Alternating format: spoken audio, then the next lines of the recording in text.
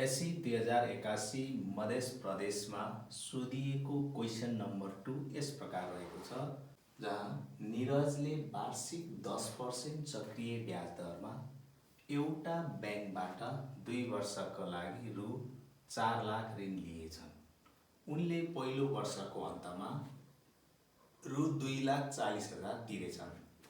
त्यस्तै गरी question number एमा सोधिएको छ, सावा पी वार्षिक चक्रीय ब्याज दर आर, समय टी र चक्रीय ब्याज सीआई बीचको सम्बन्ध लेख्नुहोस्।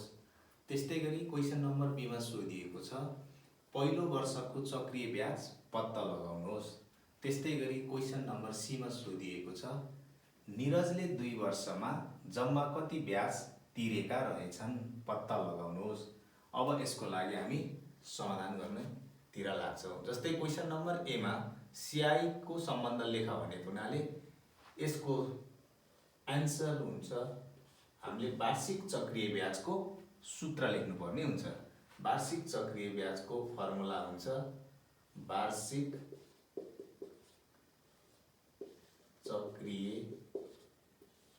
ब्याज निकाल्ने सूत्र हुन्छ सीआई, जसको फर्मुला हुन्छ P bracket 1 plus R upon 100 को पावर टी माइनस 1। यो नै वार्षिक चक्रीय ब्याज निकाल्ने फर्मुला हो।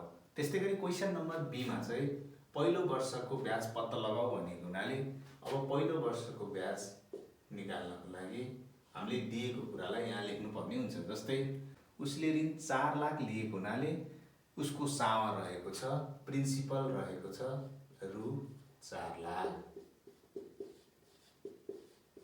त्यस्तै गरी उसले वार्षिक 10% चक्रीय ब्याजमा ऋण लिएकोले उसको रेट रहेको छ 10% र पहिलो वर्षको ब्याज भनेको हुनाले समय हुन्छ टी इक्वल टु 1 इयर अथवा 1 वर्ष। अब हामीले निकाल्नु पर्ने हुन्छ वार्षिक चक्रीय ब्याज सीआई इक्वल टु वाट। वार्षिक चक्रीय ब्याज निकाल्नको लागि अब हामीलाई यहाँ 1 वर्षको चक्रीय ब्याज निकाल्न भनेको हुनाले अब हामीले यहाँ निकाल्न सक्छौँ प्रश्न अनुसार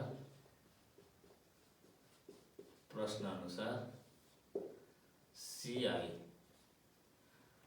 पहिलो वर्षको वार्षिक चक्रीय ब्याज निकाल्नु पर्ने भएको हुनाले हामीले यसलाई डाइरेक्ट गर्न पनि सक्छौँ। जस्तै 1 वर्षको वार्षिक चक्रीय ब्याज भनेको हुनाले यसलाई हामी डाइरेक्ट निकाल्न पनि सक्छौँ। जस्तै 4 लाखको 10% 10% 4 लाख इन्टु 10/100। यसको क्याल्कुलेसन गर्दाखेरि आउँछ 40,000 आन्सर। 1 वर्षको वार्षिक चक्रीय ब्याज निकाल्नु पर्यो भने हामी यसरी फर्मुला नलगाएर नि गर्न सक्छौँ या फर्मुला लगाएर नि गर्न सक्छौँ र अन्य सोधिएको खण्डमा चाहिँ फर्मुला नै युज गर्नुपर्ने हुन्छ। अब सी को के भनेको छ भने उसले 1 वर्षको अन्तमा 2,40,000 तिरिसकेको हुनाले अब दोस्रो वर्षको लागि सावा हुन्छ दोस्रो वर्षको सावा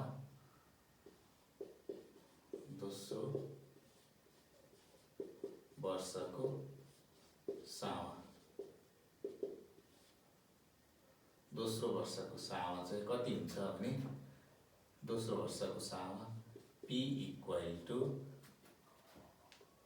सुरुको सावा 4 लाख, त्यसमा 1 वर्षमा तिर्नुपर्ने ब्याज 40,000 र उसले 1 वर्षको अन्तमा 2,40,000 ऋण तिरिसकेको हुनाले त्यो तिरेको ऋण चाहिँ घटाउनु पर्ने हुन्छ। जस्तै उसको सुरुको सावा 4 लाख, उसले त्यसमा तिर्नुपर्ने ब्याज 40,000, यो दुईटा प्लस हुन्छ र जुन चाहिँ उसले 1 वर्षको अन्तमा 2,40,000 ऋण तिरिसकेको हुनाले त्यो चाहिँ के हुन्छ माइनस हुन्छ। अब यसलाई क्याल्कुलेसन गर्दाखेरि आउँछ 2 लाख। 2 लाख उसको सामा भयो। उसको ब्याज दर आर रहेको छ 10%, उसको समय रहेको छ 1 वर्ष। अब 1 वर्ष समय रहेको हुनाले उसले 1 वर्षमा 2 लाखको 10% को दरले ब्याज तिर्नुपर्ने हुँदाखेरि उसको दोस्रो वर्षको ब्याज, दोस्रो वर्षको ब्याज CI वाट। अब यसलाई पनि सूत्र लगाएर गरे पनि हुन्छ या 1 वर्षकै निकाल्नु पर्ने भएको हुनाले यसको सिधै हामीले यसरी गर्न पनि सक्छौँ। CI इक्वल टु 2 लाख, 2 लाखको 10% भनेपछि 2 लाख इन्टु 10 का भने 100, 2 शून्य 2 शून्य क्यान्सिल, मल्टिप्लाई गर्दाखेरि आउँछ 20,000। उसले पहिलो वर्षमा 40,000 ब्याज तिर्यो, दोस्रो वर्षमा 20,000 भन्दाखेरि निरजले 2 वर्षमा तिरेको जम्मा ब्याज, निरजले 2 वर्षमा तिरेको जम्मा ब्याज इक्वल टु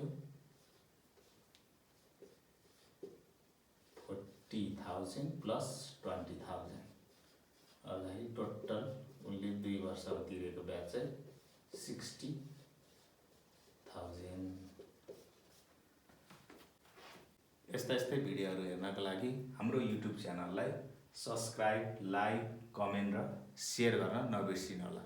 हस्त, धन्यवाद।